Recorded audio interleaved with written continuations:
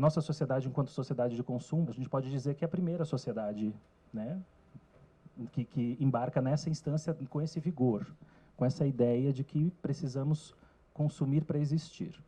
Se a gente pensar que é a primeira sociedade nesse sentido, a gente fica, talvez, numa ideia também super patologizadora, né?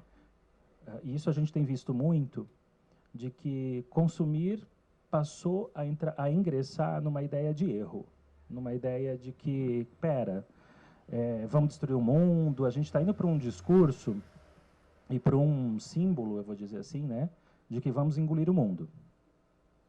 Né? O mito de criação do caos está muito presente, a gente vê assim, né? Esse devoramento aí, materno. Vamos voltar para Gaia vai nos devorar. E quando a gente pensa em psicologia analítica, ela se debruçou muito sobre o tema dos arquétipos. É um conceito, na verdade, muito elaborado. Ele dá uma falsa impressão de que a gente compreende à primeira vista.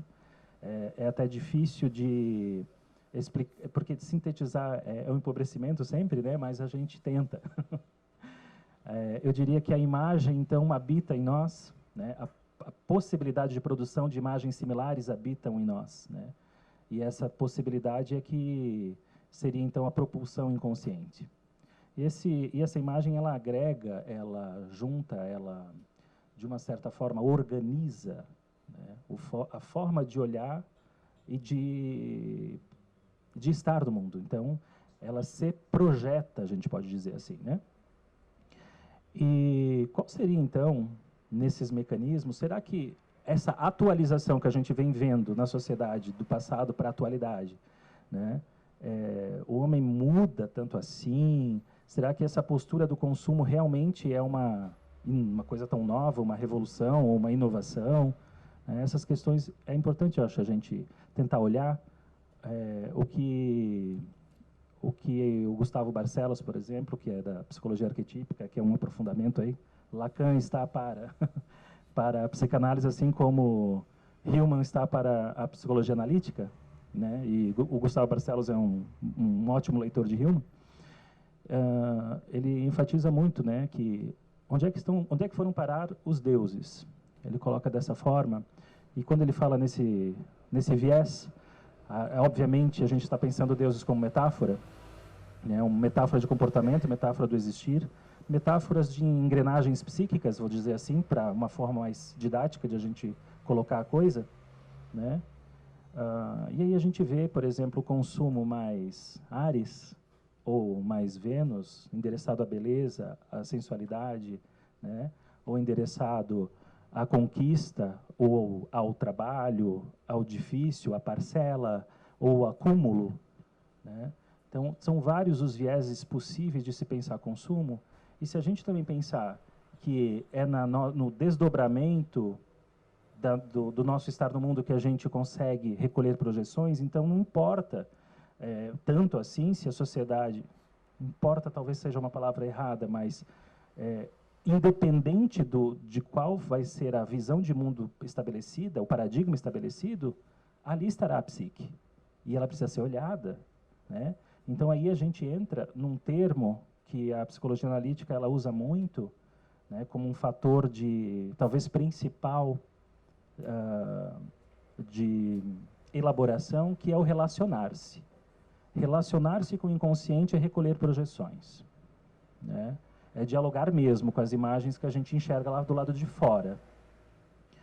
E me enxergando numa sociedade de consumo, eu preciso saber até que ponto o consumo está endereçado numa ideia de satisfação ou numa ideia de exagero ou de compulsão, né? Então, mas ali há a psique. Se ali está a psique, não dá para eu achar que eu tenho soluções mágicas que vão lidar. Eu vou me ausentar da sociedade do consumo se, né? Se agora eu praticar um belo trabalho de reciclagem, se eu praticar um monte de posturas que a gente, claro, são inovadoras, tem a sua utilidade, não é nisso que eu me refiro, mas apesar de ser um movimento supostamente contra a cultura, ele assim mesmo está endereçado, né, na Velatão Shao atual, ou seja, na visão de mundo atual. Então, a gente vai ter lojas especializadas em reciclagem.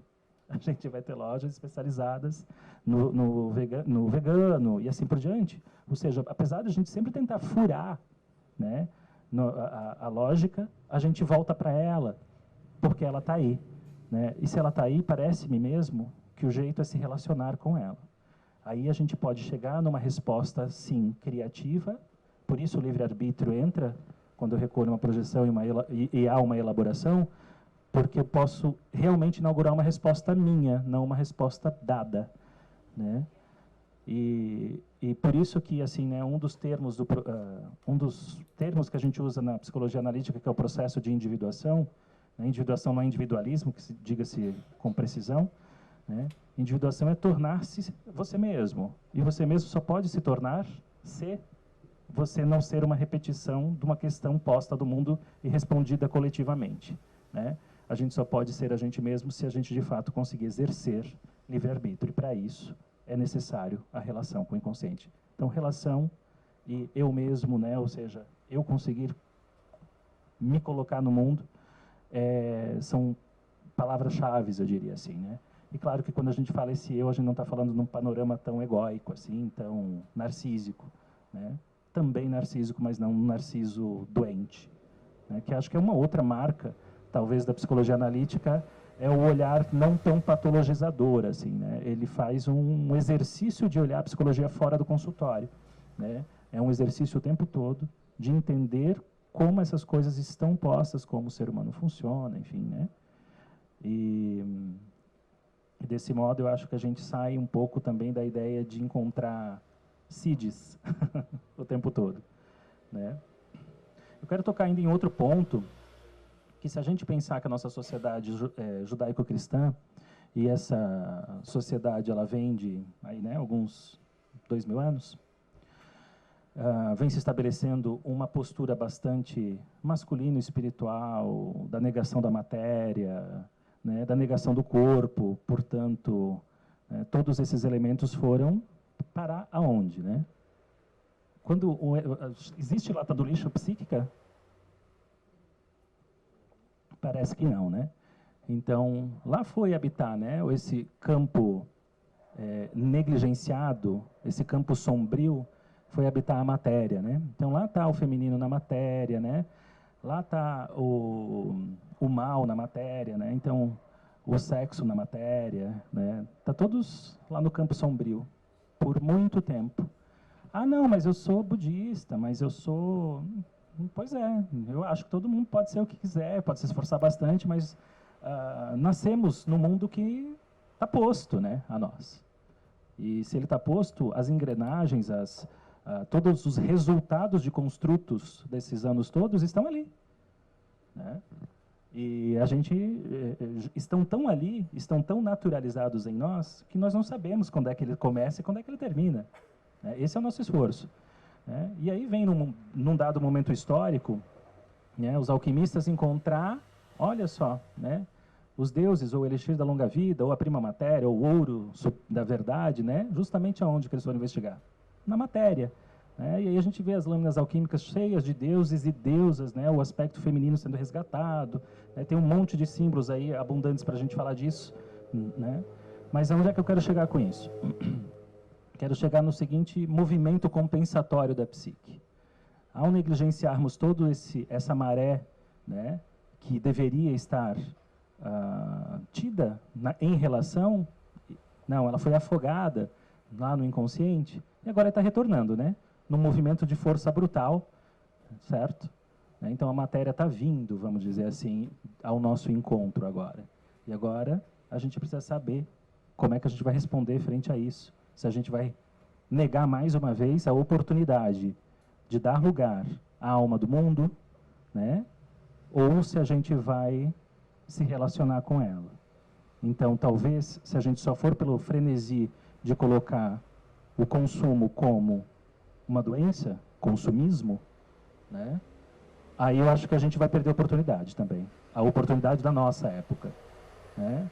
Porque coletivamente não vai haver uma luz que vai baixar no planeta Terra e, de repente, todos os seres humanos vão parar de serem consumistas, a gente vai inaugurar uma nova vida, né? A gente até podia esperar esse salvador, mas ele certamente não virá lá de cima. Ele pode vir de dentro. E se ele vem de dentro, é um trabalho individual.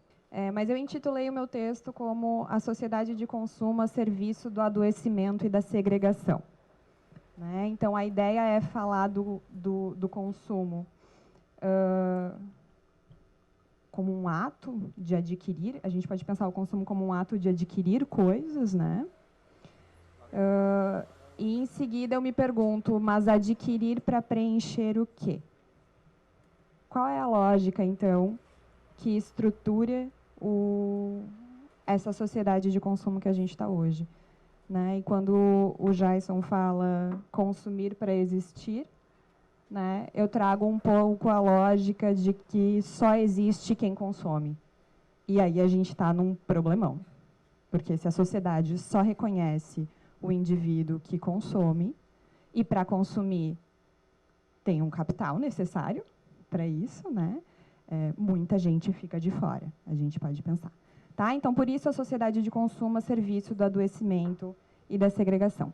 Né? A primeira pergunta que eu me faço, então, é se Freud e Lacan eles podem nos ensinar alguma coisa sobre o consumismo e sobre as consequências do consumo ou de uma sociedade estruturada fundamentalmente pelo ato de consumir. Né? Então, eu acho que a ideia é pensar a partir desses grandes psicanalistas, né? E pensar as ressonâncias dessa prática, então, tanto na subjetividade humana quanto no campo das relações entre os humanos. Né? Para trazer um pouco desse tema, eu vou tentar trazer um pouco para vocês do texto do Freud, que se chama O Mal-Estar na Civilização. Né? Então, Freud, nesse texto, ele vai ressaltar que o humano funciona a partir de um registro que ele nomeará como princípio do prazer, onde o eu tenta, a todo custo, evitar e eliminar sensações de dor e desprazer.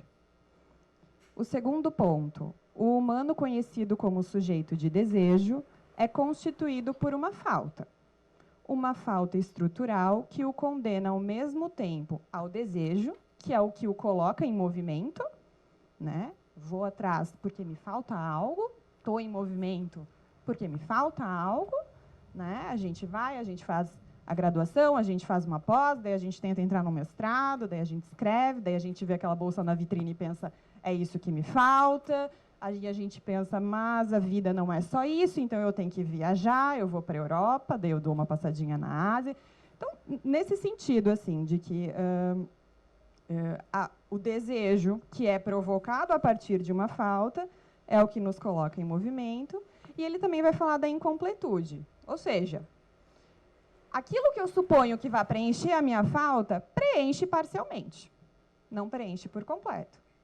Se preenchesse por completo, eu nunca estaria pensando numa outra coisa para ir atrás. Né? Então, ele vai falar que a gente tem satisfações parciais e não completas. Né?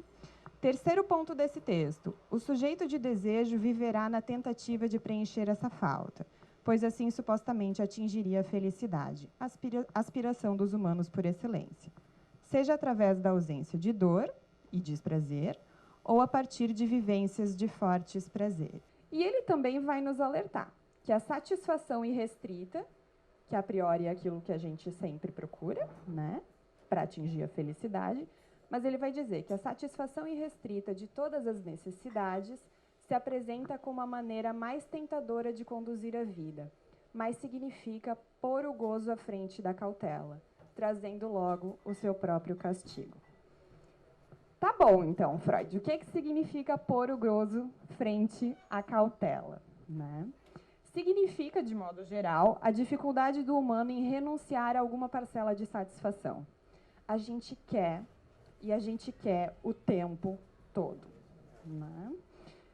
Renúncia é indispensável para que continuemos a desejar, bem como para que a gente se mantenha em relação com os outros também. Porque se eu me completo, ou me completo com um objeto, que é a proposta do consumo, né?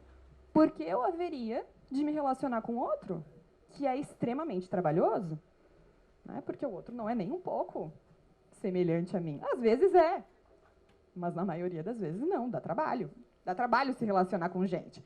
Não dá trabalho se relacionar com objeto, mas com gente dá. Minha proposta é trazer o que Lacan também traz no seminário 17 e uma conferência que ele fez em Milão, que a sociedade atual é governada pelo discurso do capitalista. Então, eu falo do discurso do capitalista a partir dessa leitura. Então, uma época arquitetada por esse discurso e marcada pela sociedade de consumo. O que tem nela?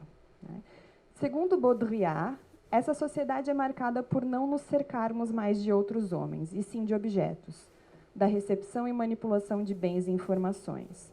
Isso porque o discurso do capitalista impõe ao sujeito o rechaçamento da falta-ser.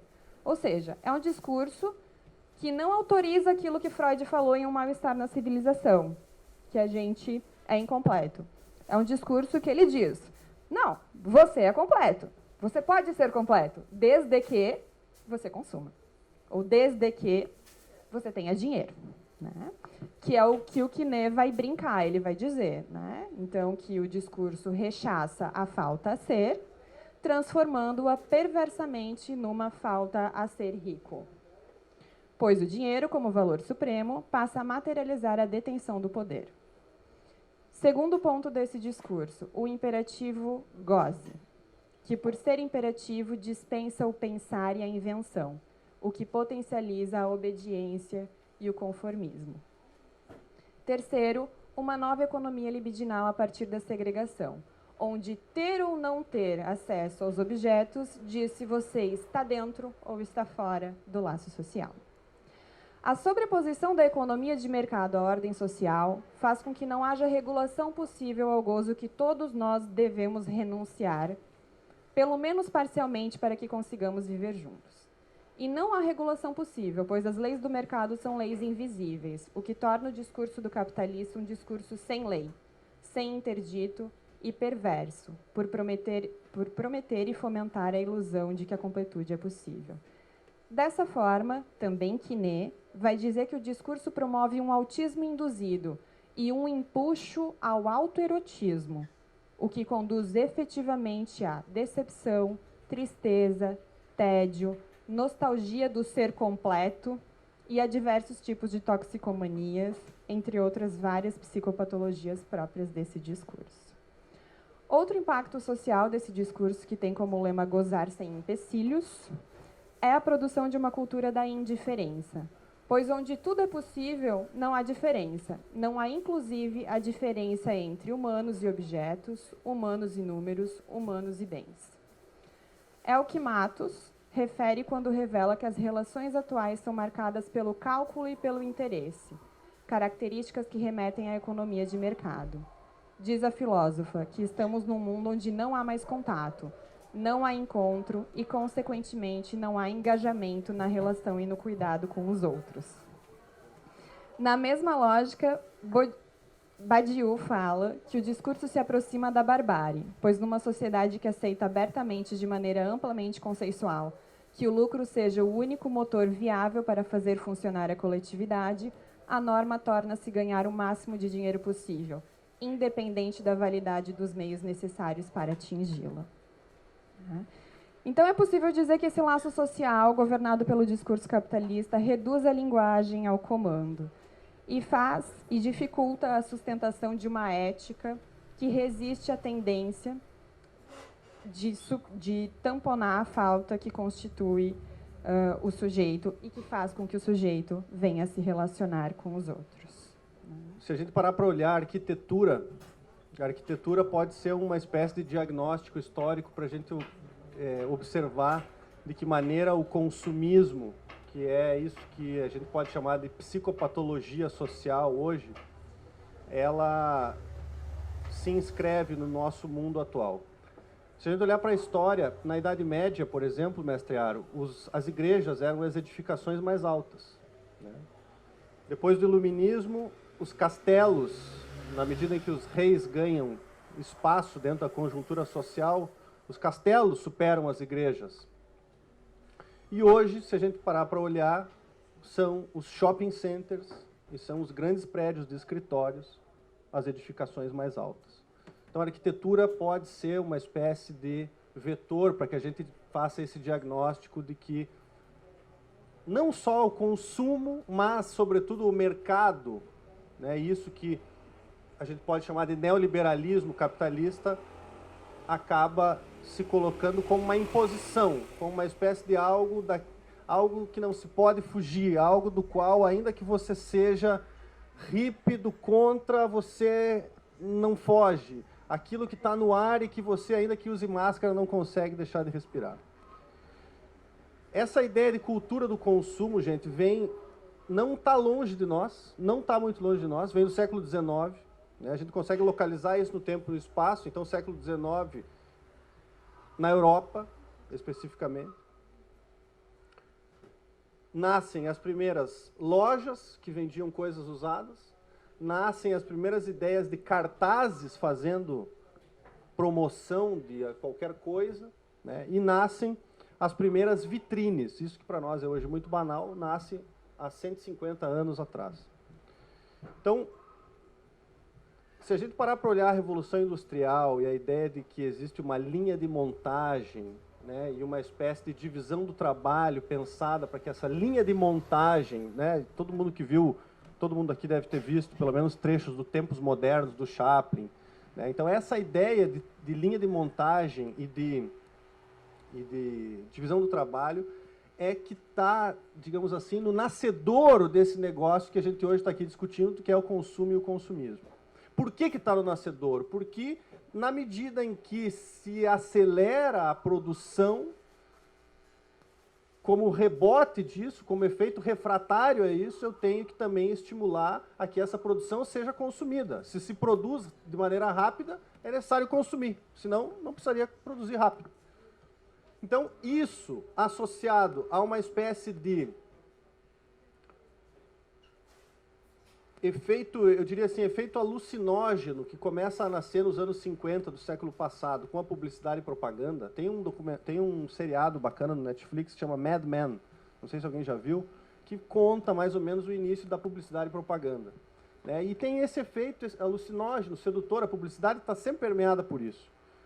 Inclusive, esses caras começam atacando as mulheres, né? Por isso que tem no senso comum essa ideia de que a mulher consome mais, que é falaciosa, mas que a ideia de que a mulher consome mais. Que a mulher, em tese, tolhida dos seus desejos, geralmente num relacionamento insosso, assim, xarope pra caralho, ela é estimulada a consumir. Então, já que, né, o casamento é um saco, então eu vou tentar gozar de alguma maneira consumindo, né? E aí a publicidade e propaganda americana dos anos 50 ataca justamente as mulheres, num primeiro momento.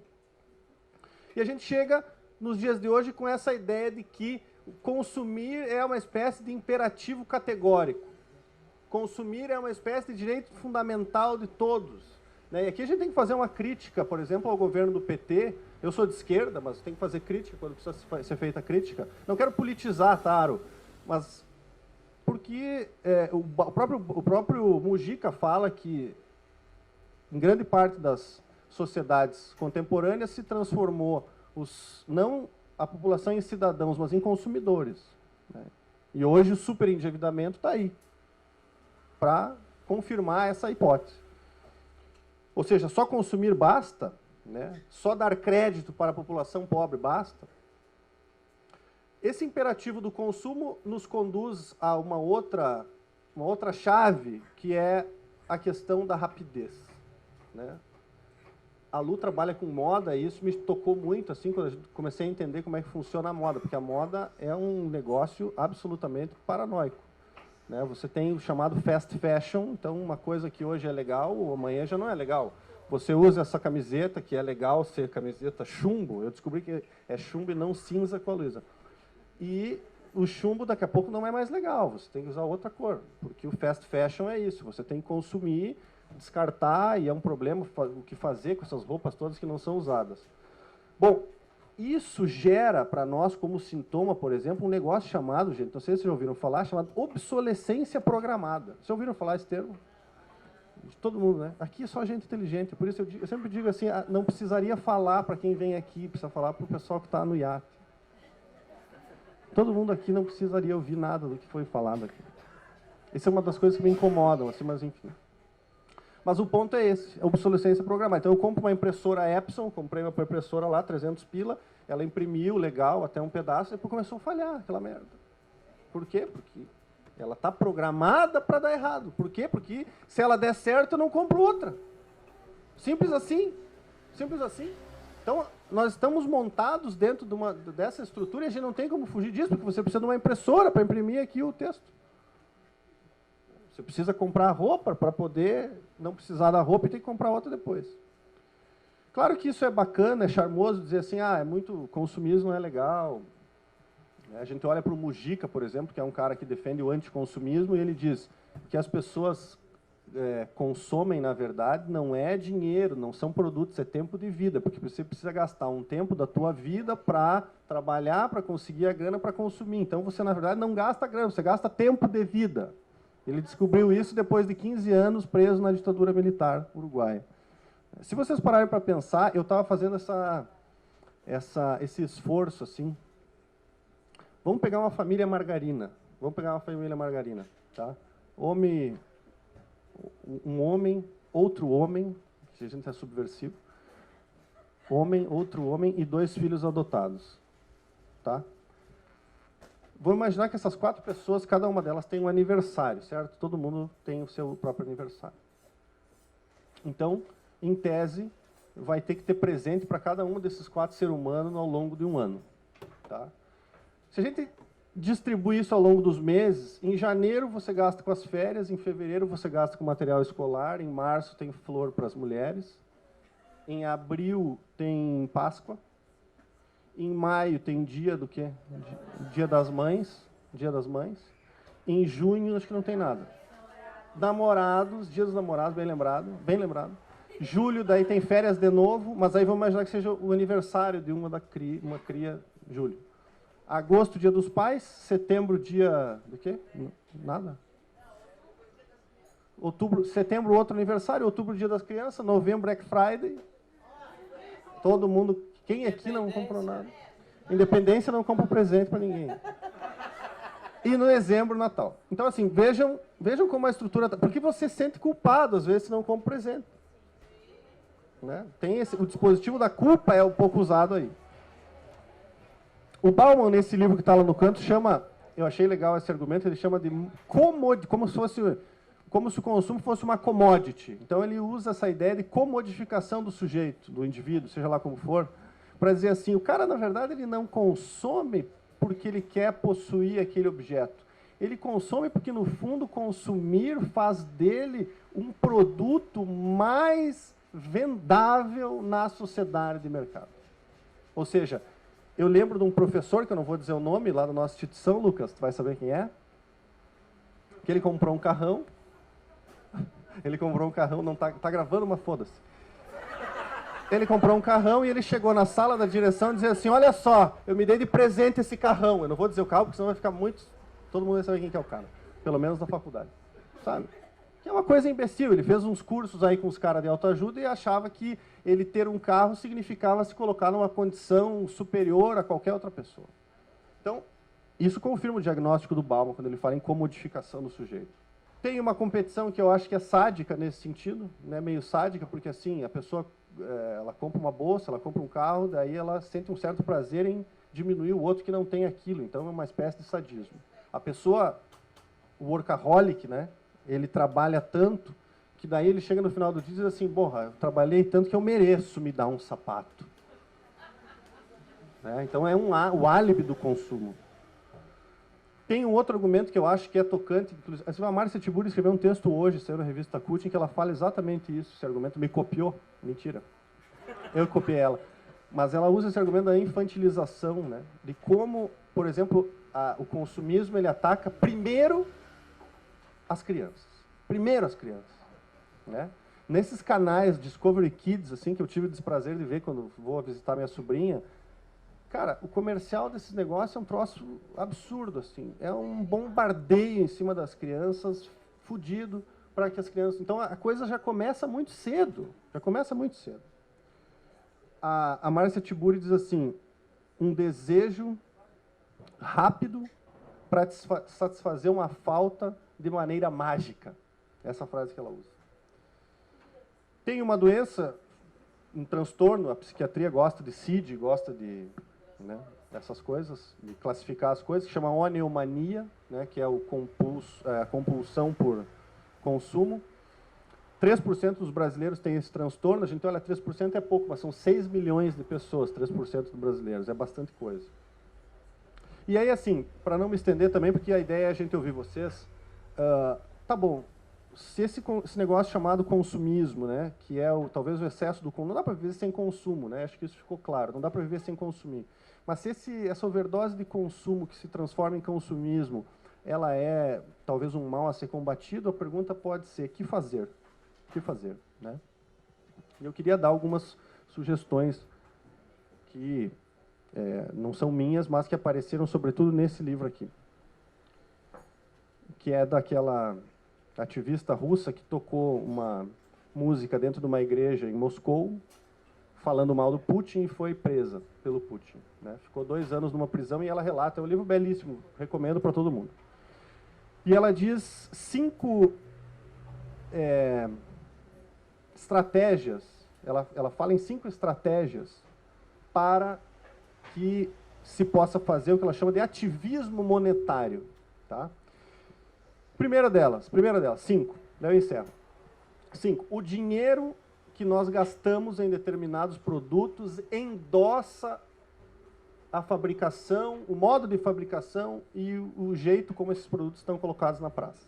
Então, se você comprar uma camisa na Zara, por exemplo, eu já comprei, você vai estar, de alguma maneira, incentivando, estimulando que aquele modo de produção, que é, de alguma maneira, escravagista, seja mantido e levado a cabo. Então, é melhor, talvez, comprar uma camisa lá do pessoal da Praia Brava, né? Brava, Amores, tal, do que comprar uma camiseta na Zara. Porque, ainda que não seja, sei lá, não sei como é que é a produção deles, não sei. Mas, enfim, é brasileiro e tal. Segundo, é necessário viver dentro das nossas possibilidades econômicas. Isso é triste, né? Especialmente para quem ganha pouco. Mas é necessário viver por quê? Porque se você não conseguir viver dentro das suas necessidades econômicas, você vai acabar escravo de uma grande instituição financeira. Não tem jeito. Terceiro, evitar cartão de crédito. Para mim, a maior balela que existe é você achar que o dinheiro do cartão de crédito é um dinheiro que é seu. Porque a ideia de se pensar que o dinheiro do cartão de crédito é nosso, que o limite de qualquer porcaria dessas de banco é nosso, é justamente isso que se busca, porque na medida em que você cai 10 pila no cheque especial, você está pagando 9% de juro. E aí você se tornou escravo, porque isso é cumulativo, todo mundo sabe, quem já caiu no cartão, quem nunca, né? Quarto, controle de gastos. Controle de gastos. Isso é uma coisa bem de neurótico, eu acho, né, Flávia? Mas controle de gastos, planilha Excel. Tem que fazer planilha Excel para ver quanto você gasta, em que você gasta. E aí ela cita no livro o exemplo do cafezinho. Ah, só vou tomar um cafezinho, 3 pila, 4 pila. Né? Se você somar os 3, 4 pila ao longo de um mês, você vai ver que daqui a pouco é um valor considerável que você não pode desprezar. 5. Repensar gastos é repensar o que se faz para ter dinheiro para gastar. Então, na medida que você faz tudo isso, depois você consegue pensar, bom, talvez eu queira deslocar esses R$100 de cafezinho que eu estou gastando no final do mês para comprar uma brusinha. Tudo bem, se teu desejo for uma brusinha, está tudo ótimo. Tá?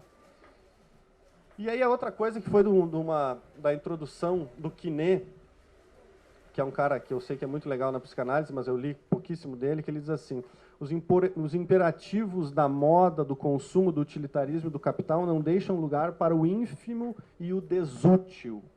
E aí, quando chegou essa palavra desútil, eu lembrei na hora do Manuel de Barros, que é um poeta, está nas algumas mesas aí, e aí eu quero encerrar falando esse poema do Manuel de Barros. Talvez vocês já conhecem, que estão aqui, o pessoal do IAT tem que precisar ouvir. Diz assim: dou respeito às coisas desimportantes e aos seres desimportantes. Prezo mais insetos que aviões. Prezo a velocidade das tartarugas mais do que a dos mísseis. Tenho em mim esse atraso de nascença. Eu fui aparelhado para gostar de passarinhos. Tenho abundância de ser feliz por isso, porque o meu quintal é maior que o mundo.